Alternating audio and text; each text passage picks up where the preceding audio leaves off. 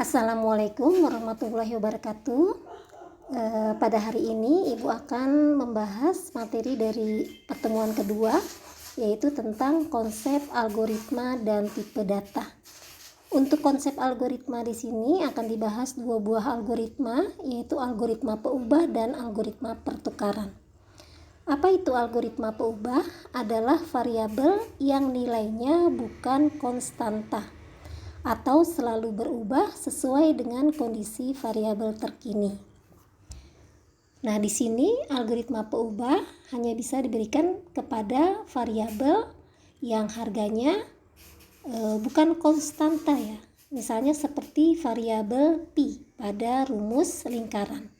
Itu kan harganya 3,14 tidak bisa diubah. Maka nilai pi di sini tidak boleh diberikan perubahan dari nilainya.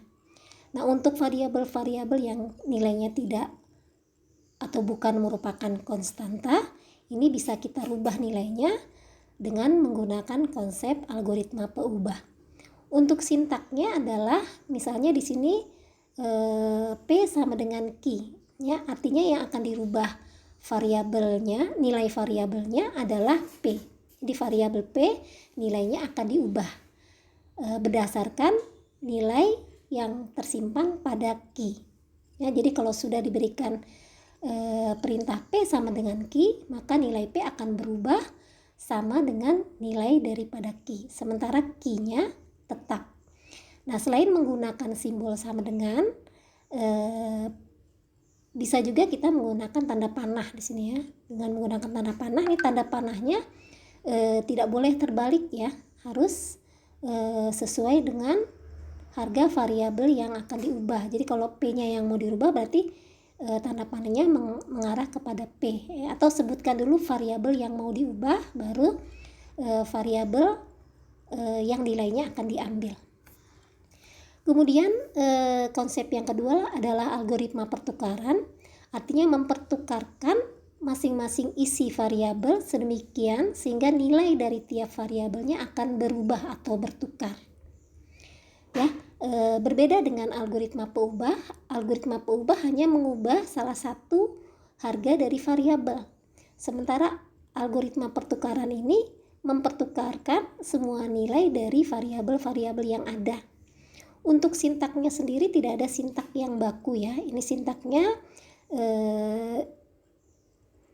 bisa kita gunakan dari berbagai macam model ya. Yang penting algoritma yang kita buat ini hasil akhirnya adalah harga dari variabelnya saling bertukar ya. Nanti akan Ibu berikan contohnya seperti apa bentuk daripada algoritma pertukaran ya. Untuk kedua konsep algoritma ini akan Ibu berikan contoh dengan mengerjakan soal-soal berikut ya. Yang pertama di sini soal yang pertama, diketahui nilai P sama dengan 10, Q sama dengan 15, R sama dengan 5. Kemudian diberikan algoritma ada dua langkah nih. Langkah pertama, P sama dengan Q, berarti mengubah harga P dari harga Q ya. Kemudian yang kedua, langkah yang kedua, Q sama dengan R, berarti mengubah nilai Q-nya dari nilai R. Yang ditanyakan adalah berapa nilai-nilai dari P, Q, R yang sekarang. Jadi setelah dilakukan langkah ini, dua algoritma ini, maka outputnya nilai dari P, Q, dan R-nya berapa. Oke, kita kerjakan ya. Tadi P sama dengan 10, Q sama dengan 15, R sama dengan 5. Algoritma yang pertama tadi P sama dengan Q, berarti harga P-nya diambil dari nilai Q. Nilai Q-nya adalah 15, berarti P sama dengan 15. Kemudian yang kedua, Q sama dengan R, berarti nilai Q-nya diambil dari nilai R, yaitu R-nya 5, berarti Q sekarang adalah 5. Nah, setelah dilakukan dua langkah ini, berapa nilai P, Q, R dan sekarang? P yang sekarang adalah 15. Kenapa? Karena P sudah dilakukan perubahan yang tadinya 10 menjadi 15. yaitu dari P sama dengan Q ya. Jadi ya harga P yang diambil adalah harga P yang terbaru. Kemudian Q-nya sama dengan 5, sementara R-nya tetap ya. Dua perintah ini hanya mengubah P dan Q, sementara R-nya tetap yaitu 5. Jadi P-nya 15, Q-nya 5, dan R-nya 5.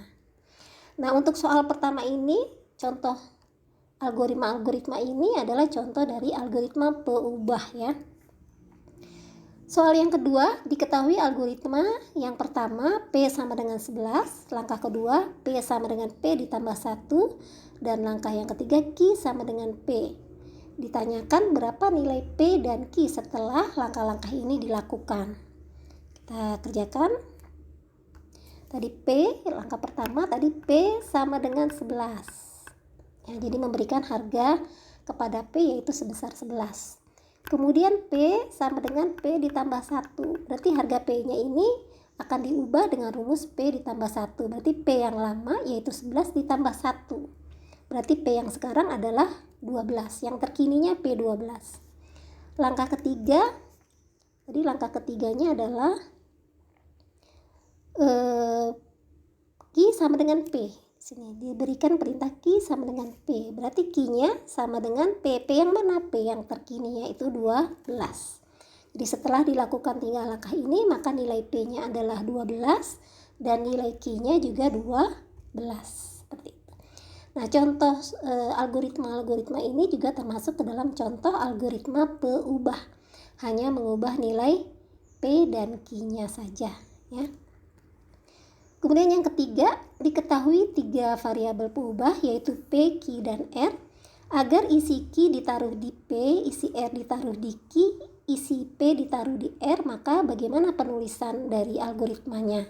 Ini bahasa Indonesianya, kemudian kita tulis dalam bentuk algoritmanya. Ya, yang pertama tadi agar isi Q ditaruh di P. Berarti agar isi Q ditaruh di P. Kan begini ya. Nah, kita bisa menulisnya P sama dengan Q. Kemudian yang kedua, agar isi R ditaruh di Q. Isi R ditaruh di Q. Berarti Q sama dengan R. Agar isi R ditaruh di Q. Yang ketiga, isi P ditaruh di R. Isi P ditaruh di R.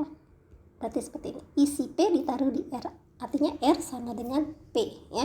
Ini contoh penulisan algoritma peubah juga. Nah, yang keempat, diketahui 2 buah peubah yaitu K dan L ya. K nilainya 15, L nilainya 25. Diminta untuk membuat algoritma untuk mempertukarkan isi K dan L. Artinya mempertukarkan berarti K yang tadinya 15 jadi 25, L yang tadinya 25 jadi 15. Ya, artinya K jadi nilainya L, L jadi nilainya K. Gimana konsepnya? Ya, tadi kita lihat dulu K15, L25 ya. Kita kerjakan. Yang awalnya K sama dengan 15, L sama dengan 25. Nah, kita diminta untuk mempertukarkan nilai ini.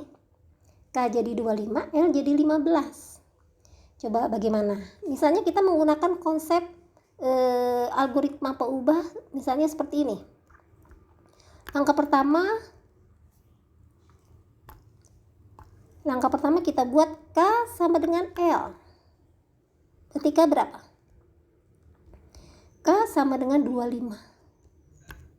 Kemudian langkah kedua kita buat misalnya L sama dengan K. Karena logika cepat kita kalau mempertukarkan berarti K sama dengan L, L sama dengan K. Nah, kalau langkah ini dikerjakan, maka nilai-nilai ini akan menjadi berapa? Kalau tadi K sama dengan L, K-nya jadi 25, L sama dengan K, berarti dari K yang baru kan? Dari K yang baru yaitu 25 di sini. Berarti tidak berubah, tapi membuat harga K dan L menjadi sama, yaitu sama-sama 25. Berarti konsep ini salah. Kira-kira bagaimana? Ya.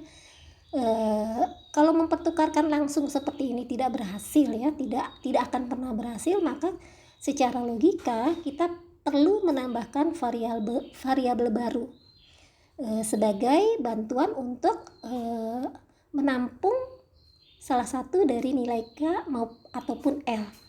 Ya, kita bikin variabel baru. Misalnya kita menambahkan variabel baru, misalnya saja M. Ya, kita tambahkan variabel baru M. Ini kita gunakan untuk menampung K atau L. Terserah, boleh K dulu atau L dulu. Ya.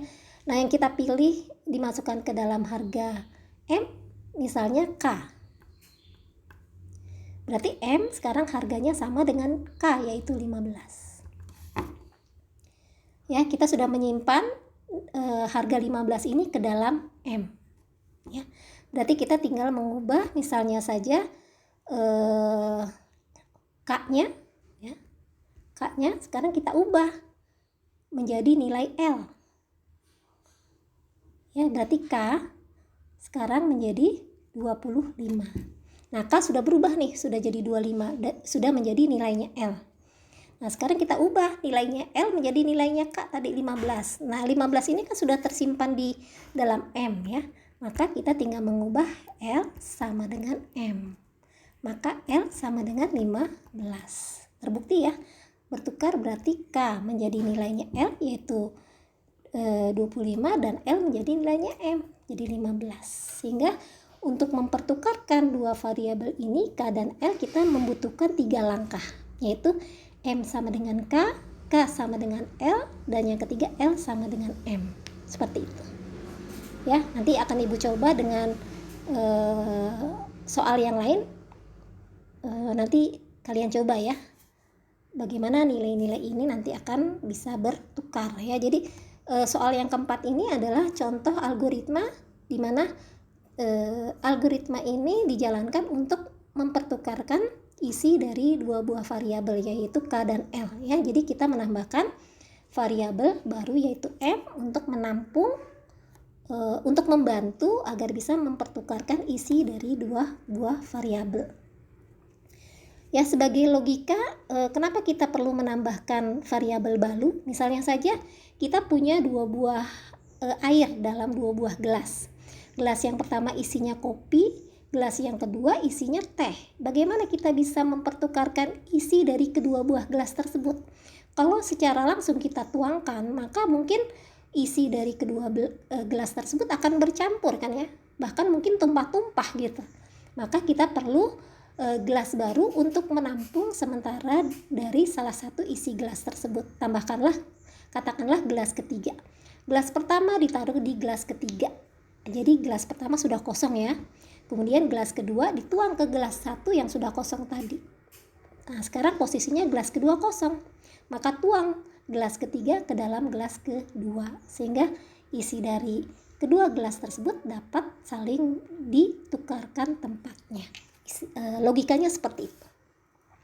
Oke ya, Ibu harap dengan menjawab dengan diterangkan soal-soal dari 4 soal tadi bisa menjawab dari contoh penggunaan algoritma pengubah dan algoritma pertukaran. Oke, di sini selanjutnya adalah analisa algoritma. Ya, misalnya di sini diberikan sekumpulan lidi yang jumlahnya 12 dapat membentuk kotak seperti di bawah ini. Pertanyaannya, pindahkanlah 2 kotak lidi tersebut agar membentuk 4 buah kotak. Ya, gimana caranya? Ini kan kita baru ada 3 kotak ya, 3 kotak. Nah, bagaimana biar bisa membuat 4 buah kotak? Maka lidi mana yang harus kita pindahkan? Berarti kan lidi ini ya,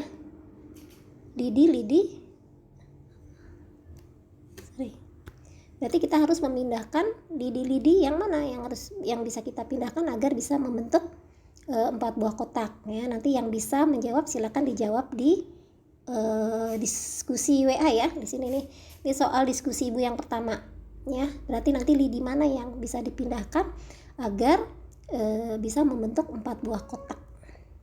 Catat ya. Oke, berikutnya. Sudah ada jawabannya, maaf. Sudah ada jawabannya, jadi nggak jadi buat diskusi ya. Jadi ini untuk membentuk 4 kotak kita menarik lidi-lidi ini ya. Lidi-lidi ini kita pindahkan tempatnya ke sini. Sehingga menjadi 4 kotak. Kemudian yang kedua juga sudah ada jawabannya ya. Ada 3 buah batang lidi di bawah ini. Bagaimana caranya untuk membentuk angka 6 tanpa mematahkan dari lidi-lidi ini? Maka jawabannya seperti ini ya, yaitu membentuk angka Romawi ya. Menggeser yang lidi pertama menjadi miring ke kiri dan lidi yang kedua menjadi miring ke kanan ya. Jadi ini soal-soal yang jawabannya secara logika ya. Ini yang ketiga, Budi tidak pernah bolos dalam kelasnya, tetapi dia tidak pernah mengerjakan tugas selama setahun ini. Kerjanya cuma bicara, dan Budi juga tidak pernah mengikuti ujian semester. Budi juga bukan murid yang berprestasi. Kenapa Budi tidak pernah mendapatkan peringatan dari pihak sekolah? Ini jawabannya bisa bermacam-macam ya, sesuai dengan logika Anda dalam memandang soal ini ya. Salah satu jawabannya adalah karena Budi adalah seorang guru. Kenapa jawabannya karena Budi adalah seorang guru? Budi tidak pernah mengerjakan tugas ya, karena guru tidak mungkin mengerjakan tugas. Dia hanya memberikan tugas. Jadi tugasnya memberikan tugas. Ya, kemudian kerjanya cuma bicara. Karena guru memang tugasnya adalah berbicara, menjelaskan materi dari pelajaran. Dan Budi tidak pernah mengikuti ujian. Kenapa ya? Karena gurunya yang mengikuti ujian kan anak muridnya, seperti itu ya. Jadi jawabannya karena Budi adalah seorang guru. Kemudian di sini analisa yang keempat, berapakah banyak garis minimal untuk menutup seluruh titik-titik yang ada di bawah ini, dengan syarat bahwa untuk membuat garis tidak boleh terputus. Nah, ini nggak ada jawabannya nih. Gimana jawabannya? Ibu contohkan satu ya. Di sini untuk yang A kita bisa membuat garis seperti ini. Nah, seperti ini. Nggak putus kan ya? Ibu ulangi ya. Jadi tarik dari bawah ke atas, kemudian ke sini, ke sini. Jadi terdapat 3 buah garis. Ya, sama. Untuk titiknya banyak juga sama. Titiknya banyak jadi seperti ini. Ya. Atau kita bisa menggunakan konsep seperti ini misalnya. Pakai garis mendatar. Tetap 3. Ini juga masih mendatar seperti ini. Kalau horizontal tidak tertutup ya, berarti bolehnya vertikal. Seperti ini vertikal ya. Jadi untuk jawaban A ini menggunakan 3 garis, yang B 1, 2, 3, 4, 5, yang C 1, 2, 3, 4, 5, 6, 7. Yang ini 1, 2, 3, 4, 5, 6, 7 sama ya. C dan D sama-sama 7. Oke, seperti itu ya.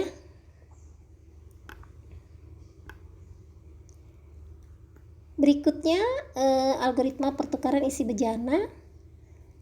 Ini tadi sudah Ibu jelaskan ya. Misalnya tadi di sini untuk latihan uji coba pertukaran mahasiswa membawa 2 buah gelas ya, karena ini kita kelasnya virtual, ini Ibu lewat ya. Ini tadi gambaran bagaimana kita bisa menukarkan isi dari 2 buah bejana ini. Misalnya bejana A isi airnya merah, bejana B isi airnya biru. Bagaimana agar bejana A yang tadinya isinya merah jadi biru, dan bejana B yang tadinya biru jadi merah. Kalau kita tuangkan secara langsung, pastinya warnanya akan berubah, akan bercampur ya, seperti ini. Maka kita perlu tambahan gelas baru. Katakanlah di sini bejana C. Bagaimana prosesnya tadi? Bejana A, masukkan isi dari bejana A, masukkan dulu ke bejana C, sehingga bejana A-nya kosong ya. Kemudian bejana B pindahkan ke bejana A, sehingga yang gelas bejana A menjadi biru dan bejana B-nya kosong. Bejana C tadi merah ya, maka tuangkan bejana C menjadi ke bejana B. Berarti berapa langkah tadi? Sama ya, 3 langkah juga. Untuk mempertukarkan isi dari 2 buah bencana, kita memerlukan 3 buah langkah. Oke, kemudian berikut ini adalah kita sekarang masuk ke materi yang kedua tadi ya, yaitu tadi kita sudah membahas konsep algoritma. Yang kedua kita membahas tipe data. pada hal ini tipe data yang akan dibahas adalah tipe data yang akan dipergunakan pada pemrograman Python ya. Ada boolean, ada string, integer, float, complex, list, tuple, hexadesimal, dan dictionary ya. Ini sudah Anda ketahui juga di mata kuliah pemrograman Python-nya ya. Kita lihat contoh-contoh penggunaan tipe data pada Python. Ya, misalnya di sini contoh yang pertama. Contoh yang pertama adalah penggunaan tipe data string. Di sini penggunaan tipe data string ya. Maka jika kita ingin mencetak misalnya kalimat belajar Python menyenangkan ya, maka biasanya datanya diapit oleh tanda petik kalau dia bertipe data string ya, seperti ini. Ini ada tanda petiknya. Kemudian tipe data integer, biasanya tipe data integer contohnya di sini untuk mencetak nilai 20 ya, 20 sebagai integer, maka dituliskan angkanya seperti biasa angka ya, karena dia dianggap, jadi kalau tidak diapit tanda petik biasanya dianggap sebagai integer. Kalau bulat, integer itu kan nilai bulat ya, berarti kita misalnya menuliskan 20. Kemudian float juga, float itu nilai koma ya, misalnya contohnya kita ingin mencetak 3,14. Nah, komanya itu biasanya ditulis di Python dengan titiknya 3.14. Kemudian di sini contoh tipe data kompleks, misalnya dalam hal ini adalah 5J ya.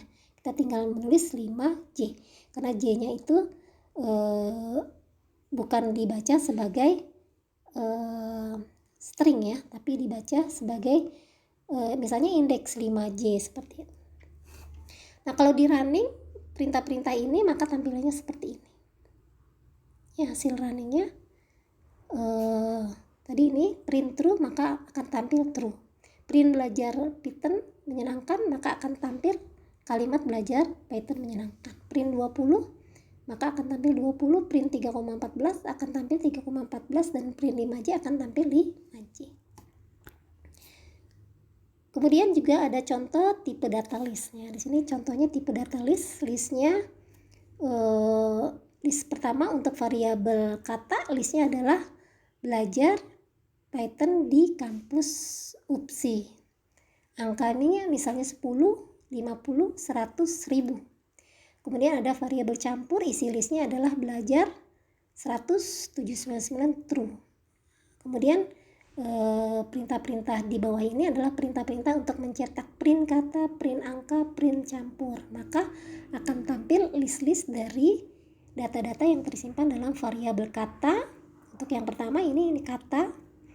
Ini tampilan list untuk variabel angka ya. Dan ini list yang tersimpan dalam variabel campur. Kemudian ini tipe data tuple. Tipe data tuple hampir sama dengan list. Perbedaannya anggotanya tidak bisa diubah setelah dideklarasikan. Tuple menggunakan kurung biasa dan dipisahkan dengan koma untuk anggota. Ya, ini dilihat perbedaannya antara tipe data list dan tuple ya. Jadi baik tipe data list maupun tipe data tuple, variabelnya bisa terdiri dari serangkaian data. Seperti ini ya, perbedaannya hanya pada penulisan kurungnya ya. Kalau pada list kurungnya kotak, kalau pada tuple kurungnya lingkaran ya, bulat, kurung bulat. Kemudian ada tipe data dictionary, bentuk umum tipe data dictionary pada pemrograman Python. Contohnya seperti ini.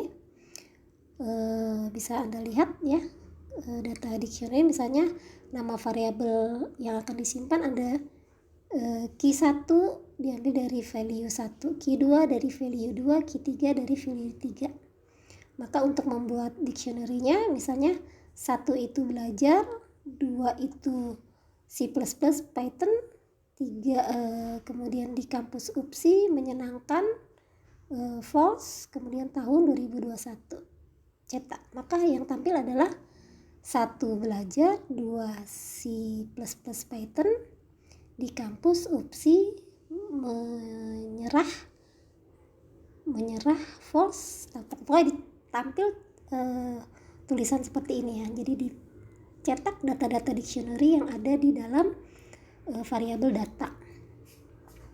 Untuk operator-operatornya, operator aritmetika dan matematika yang digunakan dalam pemrograman Python seperti ini, ada penjumlahan plus, pengurangan minus, dan seterusnya, bisa Anda simak, lihat dari tabel operator ini. Ini contoh penggunaan operatornya dalam bahasa Python ya. Kalau kurung biasa, kali dengan menggunakan tanda asterik tadi, kemudian bagi dengan menggunakan slash, dan seterusnya, modulus pakai persen ya, bisa dilihat. Operator perbandingan juga hampir sama dengan operator perbandingan pada umumnya ya, hanya beda tanda. Lebih besar, lebih kecil, sama dengannya, dua tidak sama dengan, tanda seru sama dengan, lebih kecil sama dengan, dan lebih besar sama dengan. Ini contohnya, contoh penggunaan dalam pemrograman Python-nya. Kemudian ada operator bitwise, yaitu ada operator n, di mana operator n ini akan bernilai benar jika kedua operannya benar ya. Di sini jika kedua operannya benar pasti outputnya benar, tapi jika salah satu atau keduanya salah maka salah semua ya, seperti itu. Kemudian ada operator OR. Operator OR itu yang penting salah satu inputnya akan bernilai benar, maka dia benar ya. Salah satu inputnya benar, dia pasti benar. Tapi kalau dua inputnya salah, ya dia salah. Kemudian yang ketiga, operator SOR. Ada ya, hasil operator SOR menggunakan operator SOR, yaitu apabila bit yang dibandingkan nilainya berbeda, misalnya 1 true dan 0 false, maka outputnya adalah true. Jadi dibalik ya. Apabila bit yang dibandingkan nilainya sama, misalnya 1 true dan 1 true, atau false, maka outputnya adalah false ya. Ini false hasilnya false, false true hasilnya true, true false hasilnya true, false hasilnya true hasilnya false. Jadi kalau kebalikan, kalau benar-benar harusnya benar ya, tapi dia salah. Ini dihafalkan ya operator-operator ini. Oke, kemudian operator untuk menggabungkan nilai stringnya. Misalnya di sini ingin menggabungkan kata 1 dan kata 2. Kata 1 isinya belajar bahasa pemrograman Python, kata 2 isinya sangat menyenangkan. Ya, kemudian akan digabungkan. Di sini untuk menggabungkan adalah menggunakan tanda plus. Gabung sama dengan kata 1 plus kata 2. Berarti hasilnya nanti ketika dicetak, hasilnya belajar bahasa pemrograman Python sangat menyenangkan. Jadi menggabungkan dua buah string, rumusnya ada di sini ya. Ada di sini. Ada di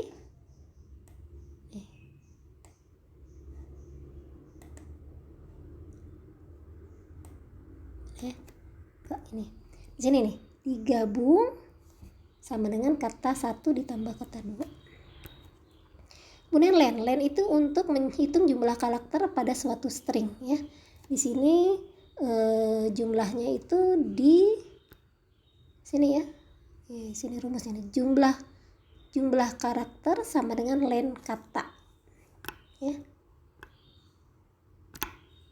Jumlah karakter sama dengan len dalam kurung kata. Jadi yang akan dijumlah panjangnya adalah variabel kata. Belajar bahasa pemrograman Python itu panjangnya 33. Kemudian ada fungsi indeks untuk mengetahui posisi karakter dalam kalimat. Ya, misalnya kalimatnya adalah Aisyah Zahra yang ada di variabel kata. Pertanyaannya misalnya mau mencetak posisi dari karakter Z. Maka kita kerjakan dengan perintah print dalam kurung kata titik indeks. Nah, indeks yang mau dicari adalah Z. Z itu karena dia string, itu diapit dengan tanda petik tunggal dalam kurung ya. Maka hasilnya ada di posisi ke-6. Aisyah Zahra, Z-nya itu ada di posisi ke-6. Misalnya mau mencari R itu berarti ada di posisi yang ke-9.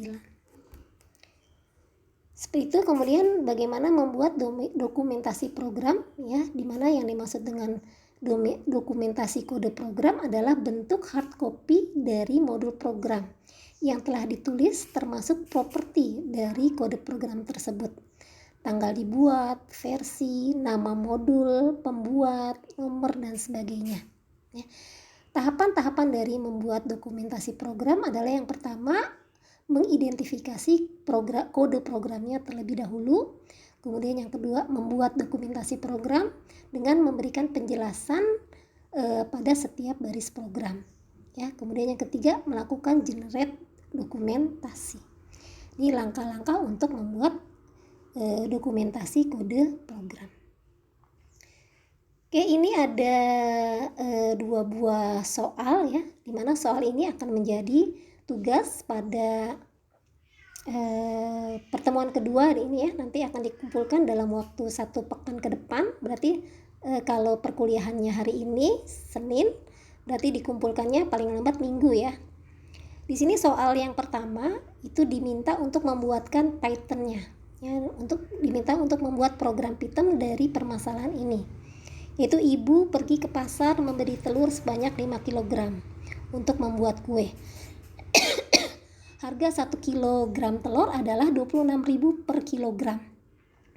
Butuhnya tadi 5 kg ya, berarti 5 kali 26 berarti total harganya dihitung ya. Untuk pergi ke pasar, ibu harus naik angkot pulang pergi dengan tarif 35.000. PP-nya 35.000 sekali naik angkot.